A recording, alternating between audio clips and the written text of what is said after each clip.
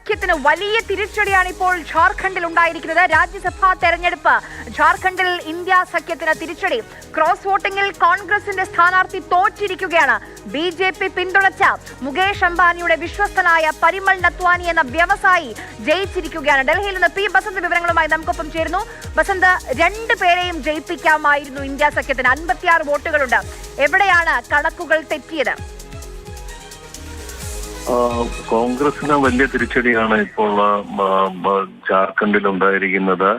മല്ലികാർജുന ഖാർഗെ, അതായത് AICC അധ്യക്ഷന്റെ വിശ്വസ്തനായ അദ്ദേഹത്തിന്റെ സെക്രട്ടറിയായ പ്രണവ് ഝായാണ് അവിടെ കോൺഗ്രസ് സ്ഥാനാർത്ഥി ഇപ്പോൾ പരാജയപ്പെട്ടിരിക്കുന്നത്.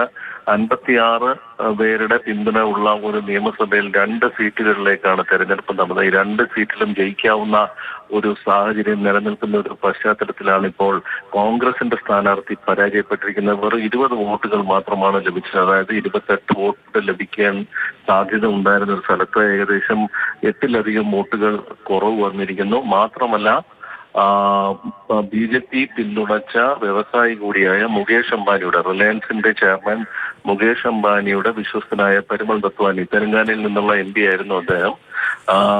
പരിമൾ നത്വാനി ഇപ്പോൾ 28 വോട്ടുകളോടെ ജയിച്ചിരിക്കുകയാണ്. 30 വോട്ടാണ് ലഭിച്ചത്. പക്ഷെ 2 വോട്ട് അസാധുവായി എന്നാണ് ഇപ്പോൾ പറയുമ്പോൾ ബസന്ത്, ആരുടെയൊക്കെ വോട്ടുകളാണ് കൈവിട്ടു പോയത്? അതിപ്പോഴറിയാൻ കഴിയില്ല. RJDയുടെ വോട്ടുകളും കോൺഗ്രസിന്റെ വോട്ടുകളും മറിഞ്ഞു എന്നാണ് ഇപ്പോൾ ഒരു സൂചന ഉള്ളത്.